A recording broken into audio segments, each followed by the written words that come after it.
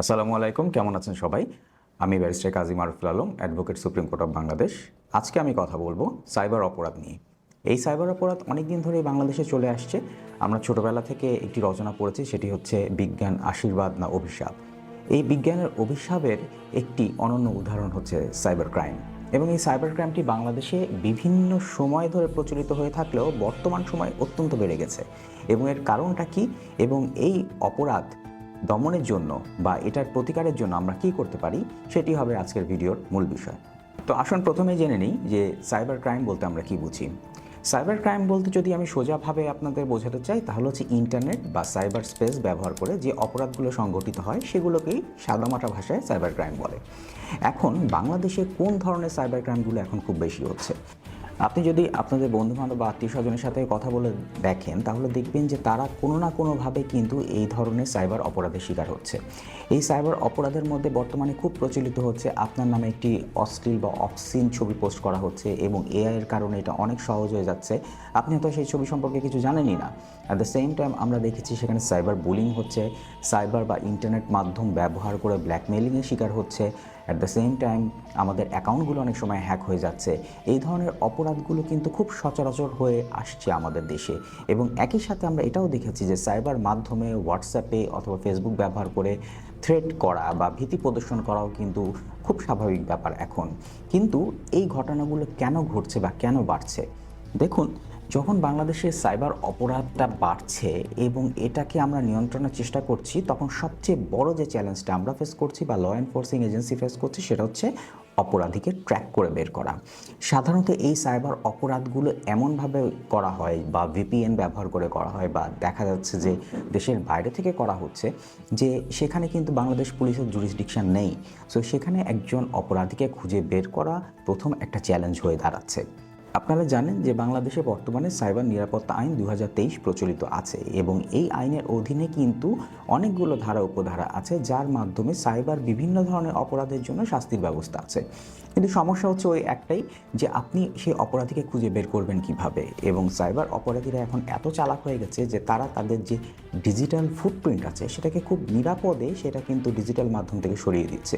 এই কারণে অপরাধীদের শনাক্ত করা এবং তাদের খুঁজে বের করা এখন কিন্তু ল এনফোর্সিং এজেন্সির জন্য একটা বড় চ্যালেঞ্জ। এই সাইবার নিরাপত্তা আইন 2023-এর 17 থেকে 34 ধারা যদি আপনারা পর্যালোচনা করে দেখেন, তাহলে সেখানে দেখবেন সেখানে বিভিন্ন অপরাধের জন্য বিভিন্ন ধরনের মেয়াদের শাস্তির কথা বলা আছে। সেখানে বলা আছে, যদি কেউ ডিফামেটরি স্টেটমেন্ট সাইবার মাধ্যমে পোস্ট করে, অথবা সাইবারের মাধ্যমে কোনো হ্যাকিং শিকার হন, অথবা যদি এরকম হয় কাউকে কোনো থ্রেট দেওয়া হয়, আক্রমণাত্মক যদি কোনো উক্তি করা হয়, হ্যাকিং ছাড়াও আপনার ধর্মীয় মূল্যবোধে আঘাত করা হয়, তাহলে সব কিছুর জন্য কিন্তু এই অপরাধের জন্য এই আইনে শাস্তির ব্যবস্থা আছে।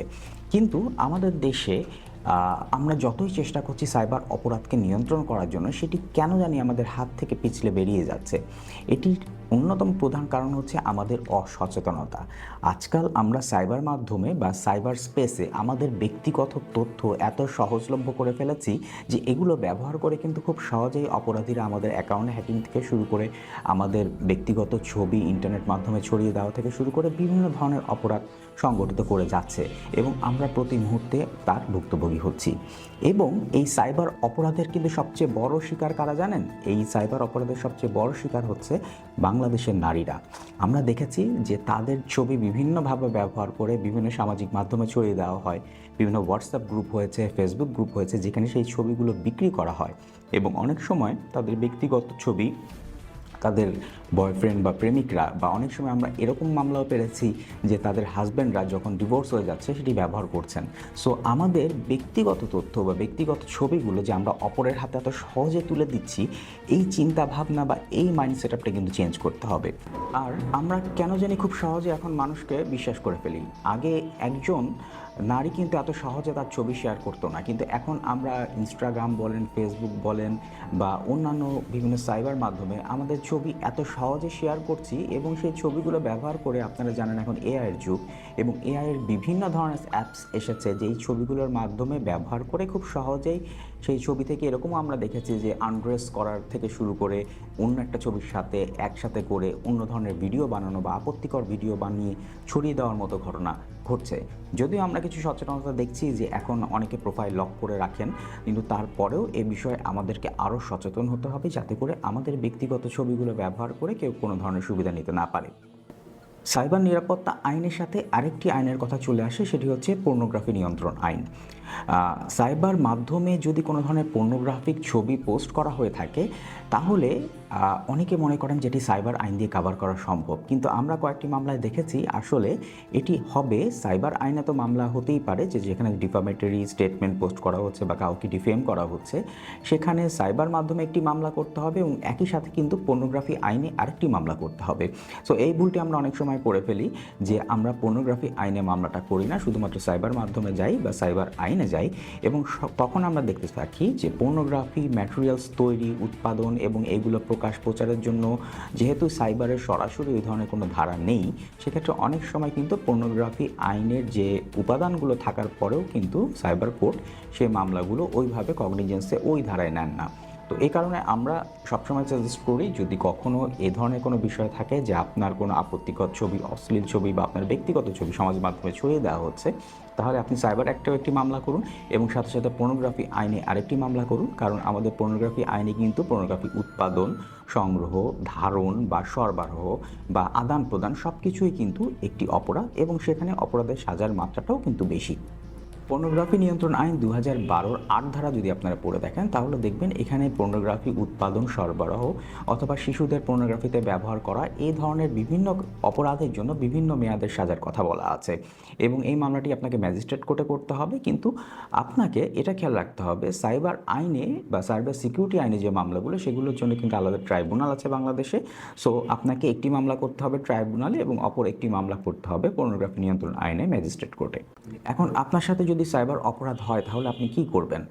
যখনই আমাদের সাথে এই ধরনের কোনো অপরাধ ঘটে তখন কিন্তু আমরা প্রচণ্ড প্যানিকড হয়ে যাই এবং আমাদের সাজেশন থাকবে প্রথমেই যদি আপনার কোনো আইনজীবী বন্ধু বা আত্মীয় থাকে তাহলে তার সাথে কথা বলুন, উনি আপনাকে বলে দিতে পারবেন, সমাধান দিতে পারবেন যে আপনাকে কী স্টেপ নিতে হবে। এবং আপনার যদি জানা না থাকে তাহলে আপনি যে কাজগুলি করতে পারেন সেটি হচ্ছে প্রথমে আপনি 999-এ ফোন দিতে পারেন।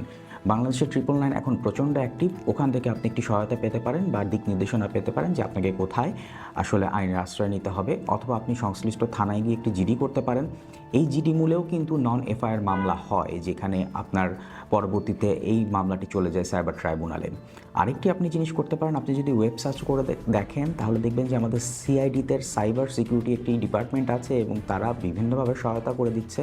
তাদের হেল্পলাইন নম্বর আছে, এছাড়া বাংলাদেশ পুলিশেরও কিন্তু হেল্পলাইন নম্বর আছে এবং বিশেষত উইমেনদের জন্য, মহিলাদের জন্য যারা সাইবার অপরাধের শিকার হচ্ছেন তাদের জন্য আলাদা একটি ওয়েব পেজ আছে এবং একটি হটলাইন নাম্বার আছে।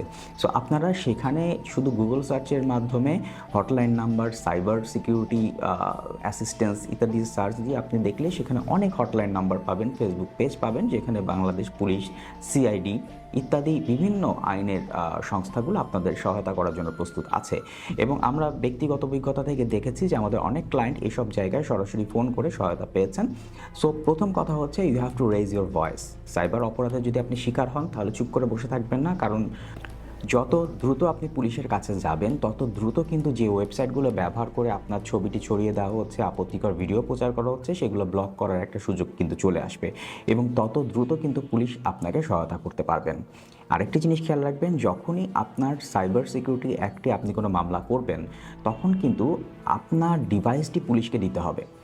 এটির কারণে কিন্তু অনেকে শেষ পর্যন্ত মামলা করেও পিছিয়ে আসে। অর্থাৎ আপনি যে ডিভাইসে আপনাকে কোনো থ্রেট দেওয়া হলো, অর্থাৎ আপনার কাছে হোয়াটসঅ্যাপে কোনো মেসেজ আসলো বা আপনার কোনো আপত্তিকর ছবি পাঠানো হলো, এই ডিভাইসটা থেকে আপনার ডিভাইসে আসলো এবং পুলিশ যেটা করবে, এই অপরাধ যখন তদন্তে দেওয়া হবে তখন আপনার ডিভাইসটি কিন্তু পুলিশ সেজ করে নিয়ে যাবে এবং সেটি ফরেনসিক এভিডেন্সের হিসেবে উত্থাপন করা হবে এবং সেটি পুলিশকে দেওয়ার পর পুলিশ কিন্তু আপনার মোবাইলে কী কী আছে এগুলো ঘেঁটে দেখবে এবং যে অপরাধী তার ডিভাইসটিও সিজ করবে এবং সিজ করার পর সেখানে দেখবে যে আসলে এই মোবাইল থেকে ওই মোবাইলে এই ধরনের থ্রেট মেসেজ এগুলো এসছে কিনা। সো আপনাকে কিন্তু আপনার ডিভাইসটি পুলিশকে দেওয়ার জন্য প্রস্তুত থাকতে হবে। এবং আমরা অনেক সময় দেখেছি মামলা আমরা করেছি কিন্তু পরবর্তীতে ক্লায়েন্ট বলেছেন যে না, আমি আমার ডিভাইস দেওয়ার জন্য রেডি না, কারণ আমার অনেক কনফিডেন্সিয়াল বিজনেস ইনফরমেশন আমার ডিভাইসে রয়েছে। সো এটি আপনাদের মাথায় রেখে কিন্তু প্রথম পদক্ষেপটি নিতে হবে মামলা করার বিষয়। পরিশেষে এটাই বলবো যে বিজ্ঞানের আশীর্বাদকে যেমন গ্রহণ করতে হবে, বিজ্ঞানের অভিশাপকেও কিন্তু আমাদের সাথে নিয়ে চলতে হবে। আর বিজ্ঞানের এই অভিশাপ থেকে তথা সাইবার ক্রাইম থেকে নিজেকে নিরাপদ রাখার জন্য শুধু আইনের উপর নির্ভর করলে হবে না, আমাদের সচেতনতা এবং আমাদের ব্যক্তিগত তথ্যের নিরাপত্তা আমাদের নিজেদেরকেই নিশ্চিত করতে হবে। দেখা হবে অন্য কোনো ভিডিওতে অন্য কোনো দিন। ততক্ষণ ভালো থাকবেন সবাই।